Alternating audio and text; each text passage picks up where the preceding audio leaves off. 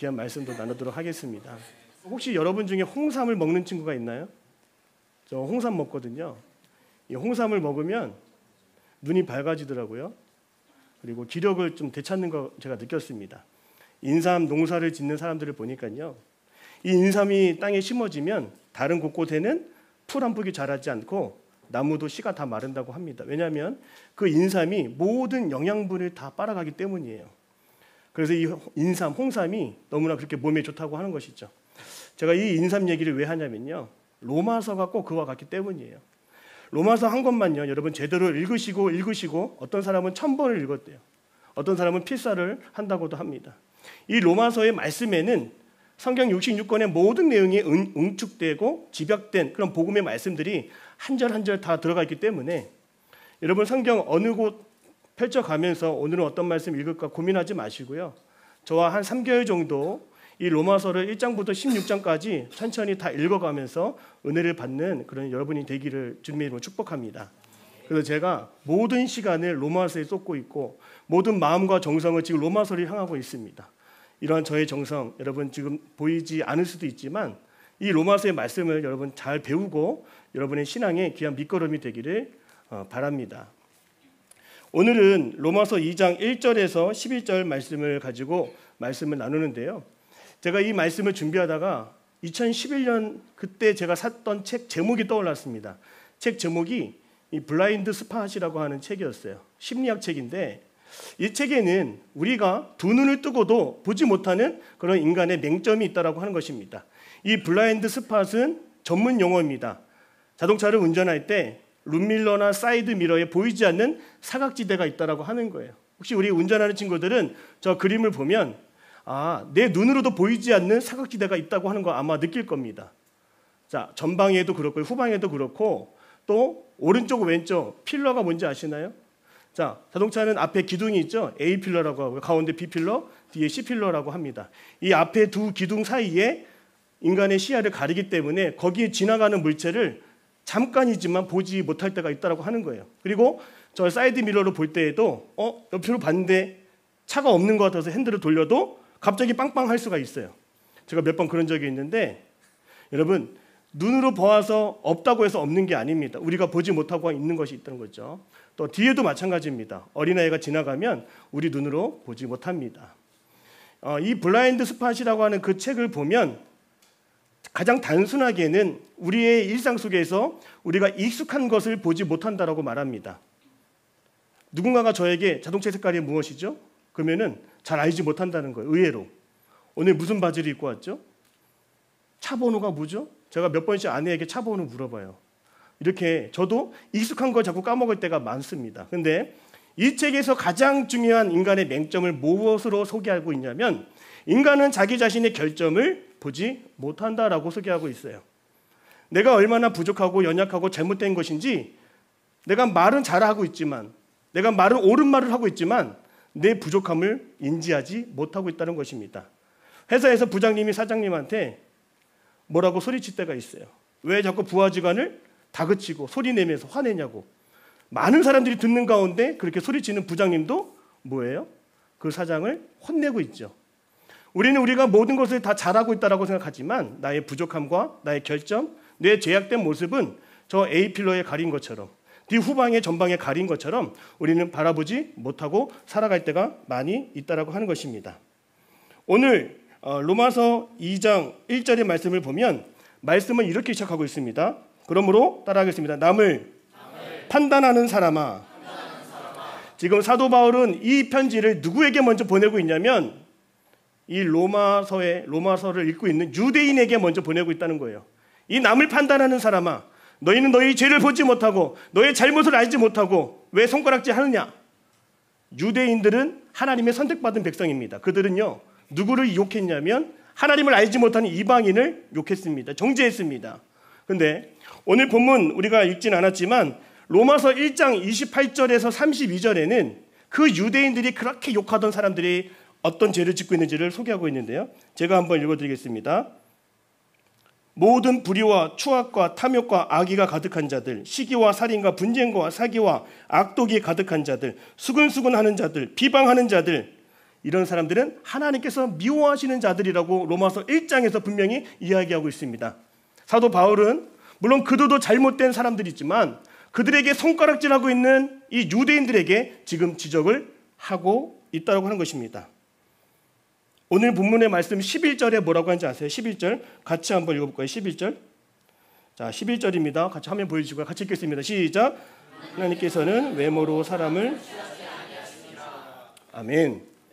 여러분, 우리는 우리의 보는 눈으로 판단하고 지적하고 가르치려고 하지만 하나님 절대 그러지 않는다라고 하는 것입니다. 여기서 말하는 외모는 헬라어로 이런 뜻을 가지고 있습니다. 프로소페시아, 편파라고 하는 뜻을 가지고 있어요. 제가 야구를 좋아해서 기아 타이거즈 야구를 이렇게 보는데 어떤 방송 보는지 아세요? 편파 중계를 보고 있습니다. 일방적으로 기아 편만 드는 그런 중계를 제가 보고 있어요. 재밌을까요? 재밌을까요? 너무 재밌습니다. 예수님이 우리를 바라보실 때에 오늘 저와 여러분을 바라보실 때에도 여러분 한 명 한 명을 편파적으로 보지 않는다라고 하는 거예요. 그저 외모라고 하는 단어가 우리의 생김새, 얼굴, 모양이 아니에요. 하나님은 어떤 기준을 가지고 우리를 조목조목 따지듯이 바라보는 것이 아니라 하나님 우리를 늘 사랑으로 바라보고 계시다고 하는 것을 여러분 꼭 기억해야 됩니다. 따라하겠습니다. 판단의 주체는 오직 하나님이십니다. 마태복음 7장 2절의 말씀을 보면 이런 말씀이 있어요. 우리 같이 한번 읽어볼까요? 시작. 너희가 비판하는 그 비판으로 너희가 비판을 받을 것이요 너희가 헤아리는 헤아림으로 너희가 헤아림을 받을 것이니라. 아멘. 저는 앞에서 설교를 하기 때문에 언제나 비판의 대상이 될 수가 있죠. 언제나 여러분들이 저 없는 데서 제 얘기를 할 수가 있죠. 근데 여러분, 우리가 누가 보지 않는다라고 해서 남을 평가하고 남을 욕하고 남을 판단하는 것, 여러분 그 잣대, 내가 볼 땐 옳다고 하는 그 잣대도요, 다른 사람이 나에게도 동일하게 그 잣대를 들이대면서 나를 평가하고 나를 헤아릴 수 있다는 것을 여러분 꼭 기억할 수 있기를 바랍니다. 오늘 성경 또 야고보서 4장 12절의 말씀을 같이 한번 읽어볼까요? 야고보서 4장 12절입니다. 같이 읽겠습니다. 시작. 입법자와 재판관은 오직 한 분이시니 능히 구원하기도 하시며 하시니라. 너는 누구에게 이웃을 판단하느냐. 아멘. 여러분, 그러면 우리는 판단하는 사람이 아니면 우리는 어떤 사람일까요? 판단의 주체가 되시는 하나님께 그 모든 과정을 맡기는 사람이 되어야 되는 줄로 믿습니다. 일식집 좋아하시는 친구 있나요? 혹시 오마카세 무슨 뜻인지 아나요? 오마카세 무슨 뜻이죠? 맡기다라고 하는 일본어 뜻을 가지고 있습니다. 일식집에서 저녁 늦은 시간에 재료가 남은 것을 가지고 요리사가 주문을 받지 않아도 주방장 마음으로, 주인 마음으로 메뉴를 구성해서 손님에게 내어주는 것을 오마카세라고 하죠. 마찬가지로 우리가 다 판단할 것 아닙니다. 우리가 다 결정할 것도 아닙니다. 우리의 판단의 주체가 되시는 하나님께 나아가 맡기면 하나님은 무엇이 옳은지 무엇이 틀린지 분명하게 보여주시고 심판해 주시고 가르쳐 주신다고 하는 것입니다. 끝까지 우리의 판단의 주체가 되시는 그 하나님을 신뢰할 수 있기를 바랍니다. 그래서 여러분, 우리가 TV를 보면서 유튜브에 나오는 그런 정치인들을 바라보면서 좌파나 우파나 그런 정치인들을 바라보면서 우리는 편가를 때가 너무나 많았던 것 같습니다. 여러분, 그런 편가르는 것도 내가 볼 때 옳고 내가 볼 때 틀리는 것도 하나님이 보시는 기준에 의해서는 나도 틀릴 수 있다고 하는 것을 여러분 아셔야 되는 거예요.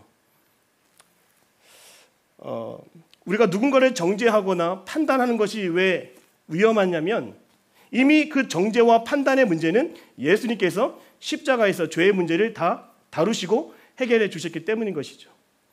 누군가가 옳다, 틀리다, 누가가 죄를 지었다, 아니다, 여러분 그것은 이미 다 끝난 문제입니다. 예수님께서는 십자가에서 우리 죄를 다 용서하셨으므로 우린 누굴 정죄할 그 그릇이 되지 못합니다.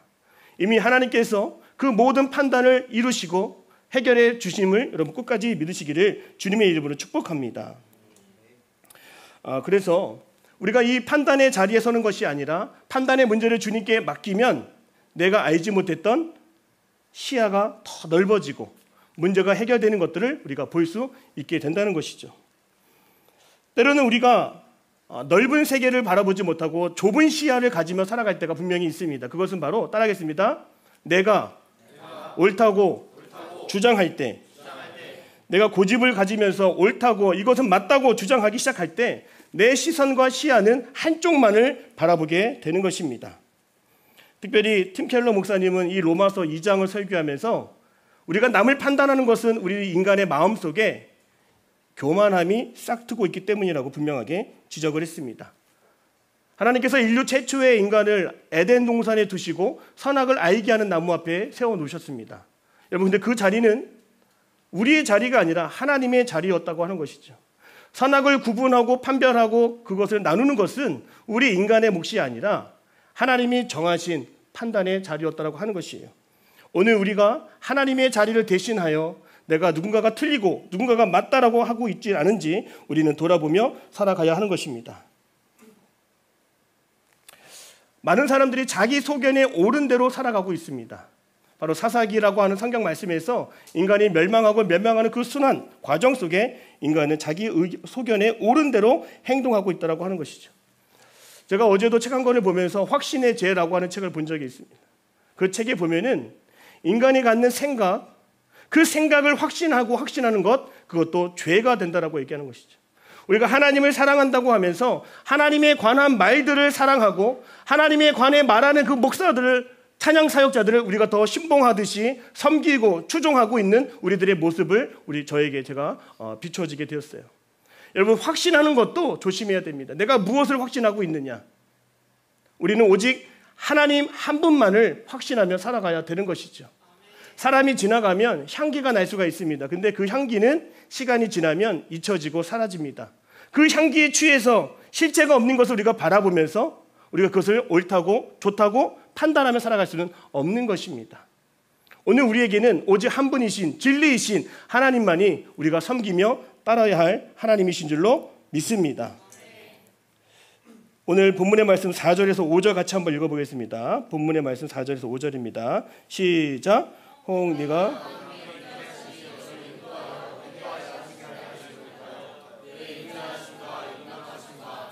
참으심을 풍성함을 멸시하느냐. 다만 내 고집과 회개하지 아니한 마음을 따라 진노의 날 심판이 나타나는 그날에 임할 진노를 쌓는도다. 아멘. 하나님은 재판관이 되어주셔서 우리의 옳고 그름의 문제를 분명하게 판단해 주시고 우리의 시야와 시선이 좁아지지 않도록 우리를 도우시는 분이십니다. 시편 7편 5절의 말씀 같이 한번 읽어볼까요? 시편 75편 7절입니다. 시작. 오직 재판장이신 하나님이 이를 낮추시고, 우리가 고집을 가지고 내가 옳다고 주장하는 것들은 하나님 보시기에 악하기 때문에 하나님은 반드시 심판하시고 그것이 죄라고 우리에게 분명히 말씀해 주시는 거죠. 우리를 높이시고 우리를 낮추시며 우리를 옳다고 말씀하시고 아니라고 말씀하시는 분은 오직 하나님 한 분이신 거예요. 여러분, 베드로의 이야기를 아마 많이 다 들어보셨을 것입니다. 베드로는 늦은 시간까지 고기를 잡지 못한 사람으로 우리가 알고 있습니다. 밤이 되어서도 고기를 잡지 못해서 이제 그 그물을 씻는 그 과정 속에 있었던 사람이 바로 베드로였습니다. 그 베드로에게 누가 찾아오셨습니까? 바로 예수님이 찾아오셨습니다. 어부인 베드로에게 목수이신 예수님이 찾아오셨어요. 우리가 판단할 때 무엇으로 판단할 수 있겠습니까? 비전문가라고 우리가 판단할 수 있습니다. 그리고 예수님이 그 빈배에 올라오셔서 저 배를 몰고 깊은 곳으로 나아가라고 할 때에 우리는 지금은 고기를 잡기 좋은 낮이 아니라 밤이라고 하는 것을 우리가 또 한 번 판단할 수가 있는 것이죠.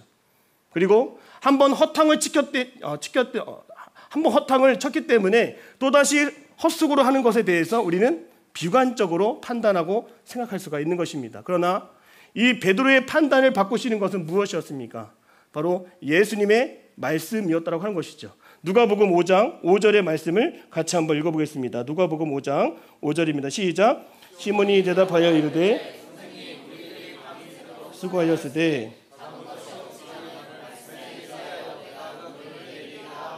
아멘. 우리가 판단할 때에는 밤에는 고기를 잡지 못하는 거예요. 우리가 판단할 때에는 목수이신 예수님은 나와 상관이 없는 분이고 나에게 어떠한 도움도 되지 않는다라고 하는 것을 우리는 알고 있습니다. 그렇게 판단을 내리고 살아가는 우리들, 그러나 그 판단을 멈추게 하시고 그 판단을 멈추고 우리의 시야를 넓혀주시는 것은 따라하겠습니다. 하나님의 말씀.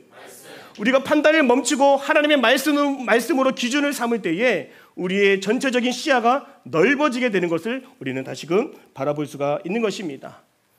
우리가 좋은 곳에 나아가서 사진을 찍을 때 망원 렌즈가 아니라 광광 렌즈를 사용한다는 것을 기억하십시오.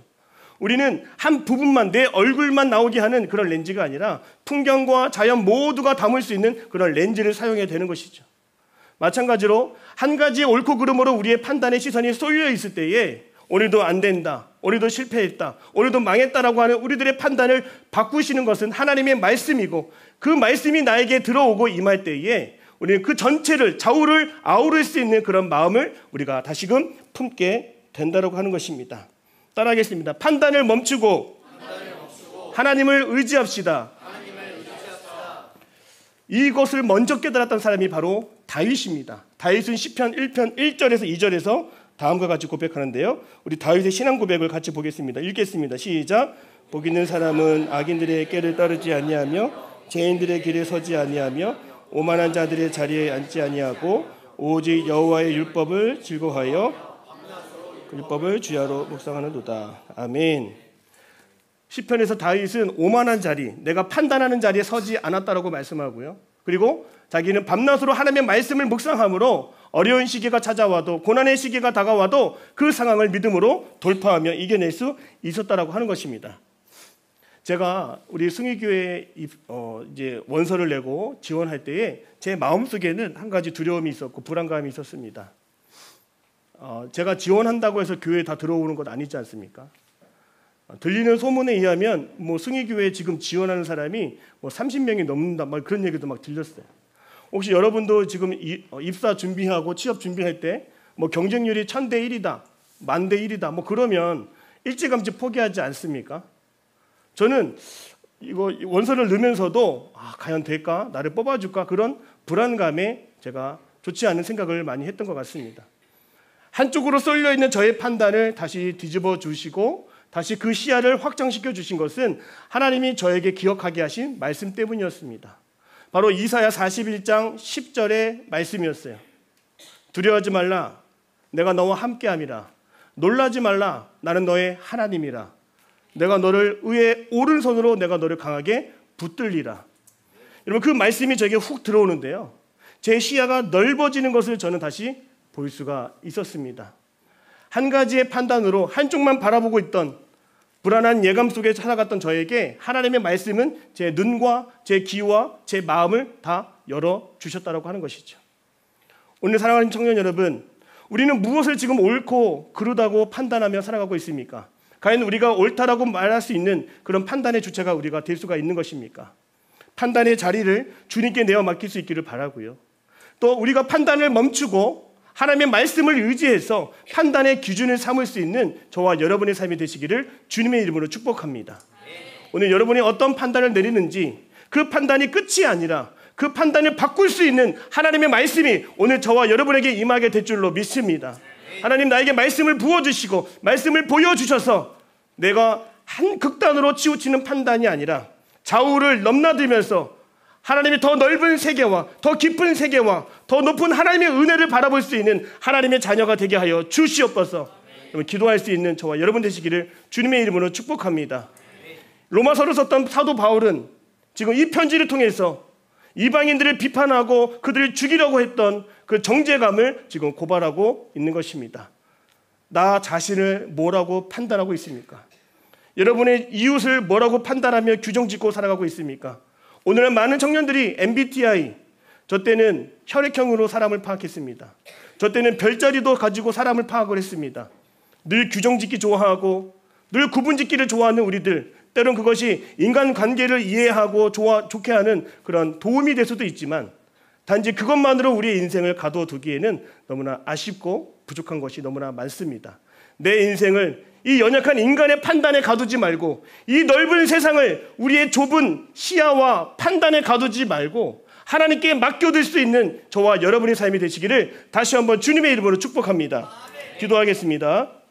사랑이 많으신 하나님, 우리가 판단하며 선을 그으며 살아왔던 이들, 하나님, 그 유대인들이 오늘 우리였음을 고백합니다.